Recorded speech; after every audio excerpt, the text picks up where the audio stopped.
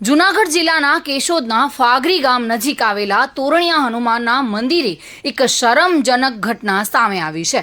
સાધુ સિદ્ધરાજ મુનિ અને પરપ્રાંતીય સાધ્વીને ગામ લોકો દ્વારા મંદિરની સેવા સંચાલનમાંથી દૂર કરવામાં આવ્યા છે। મંદિર ખાતે આવતા ભાવિકો સાધુ અને સાધ્વીના અયોગ્ય વર્તનથી શર્મિંદગી અનુભવતા હતા, જેના કારણે ગામ લોકોએ આ નિર્ણય લીધો છે। મેકઅપનો સામાન, અવનવી ચીજ વસ્તુઓ તોરણિયા હનુમાનના મંદિર ખાતેથી મળી આવ્યું છે। છેલ્લા 1 વર્ષથી પણ વધુ સમયથી આ બંને સાધુ સાધ્વી સાથે રહી અને મંદિરની સેવાનું સંચાલન કરી રહ્યા છે, પરંતુ બંને સાધુ અને સાધ્વીના ખરાબ વર્તનથી સ્થાનિકો ત્રસ્ત બન્યા છે। હાલ અરુણા મુનિ સાધ્વીને મંદિરની સેવા અને સંચાલન સોંપવામાં આવ્યું છે। જોકે પ્રભાસ પાટણના શ્રી મહામંડલેશ્વર સ્વામી બજરંગદાસ બાપુના ઉદાસીન નિર્વાણની પ્રેરણાથી ગામ લોકોએ આ કામ પૂરું પાડ્યું છે। આ તોરણિયા હનુમાનમાં નાનપણથી અમે અહીંયા નાના નાના હતા ત્યારથી આવીએ છીએ। જે કાંઈ પહેલાં જે હાલતું એ બહુ વ્યવસ્થિત હતું અને બહુ સારી રીતે જગ્યાની પ્રગતિ થતી અને બહુ સારો એવો વિકાસ હતો। ખેતર વાવવા દેતા અને જે કાંઈ પૈસા આવતા જગ્યાના વિકાસ માટે ઉપયોગ થતો બધું। પણ જ્યારથી આ શંકરદાસ બાપુ આવેલા હતા, જે કોઈ મોકલા હોય, અને ત્યારથી આ જગ્યામાં અવનવી પ્રવૃત્તિ ચાલુ થઈ ગઈ કે એને પહેલાં એના ચેલાને બોલાવ્યો, જે કાંઈ નામ હોય, કંઈક નામ સારું હતું યાદ નથી મને।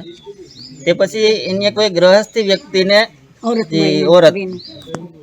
જે કાંઈ હોય બીજાની કોઈની ઘરવાળી હોય કે ખ્યાલ નથી, એ અહીંયા લાવી અને અવનવી પ્રવૃત્તિ એ લોકોએ હાવ મનમાની ચાલુ કરી દીધી એની, કે કોઈ ભક્તો કે કોઈ સંતો આવે એને કોઈ સારો જવાબ ન આપતા, કોઈ ઘરવા ન દેતા અને હંમેશા માટે જ્યારે કોઈ પણ આવે ત્યારે દારૂની નશાની હાલતમાં ધૂત પડ્યો રહેતો।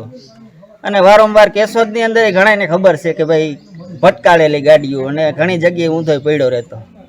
જેથી કરીને અમારા ફાગરી ગામના વતની જે કાંઈ બધા ઊભા છે, યુવા સંગઠન બધું, એ લોકોએ આપણે વેરાવળના બજરંગદાસ બાપુ તેણે અમને કીધેલું કે ભાઈ તમે ફાગરી ગામના છોકરાઓ બધા ભેગા રહી, ફાગરી ગામના વતનીના જેટલા હોય એટલા બધા, અને એ લોકો તમે એ લોકોને ખસેડી નાખો।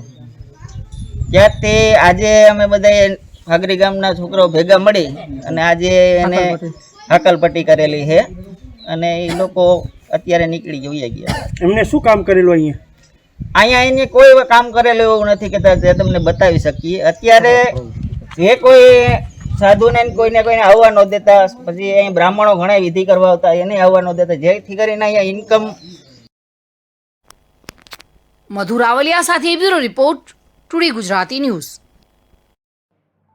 આ સમાચાર આપને કેવા લાગ્યા? ટુડે ન્યૂઝને લાઈક, શેર અને સબસ્ક્રાઇબ કરો।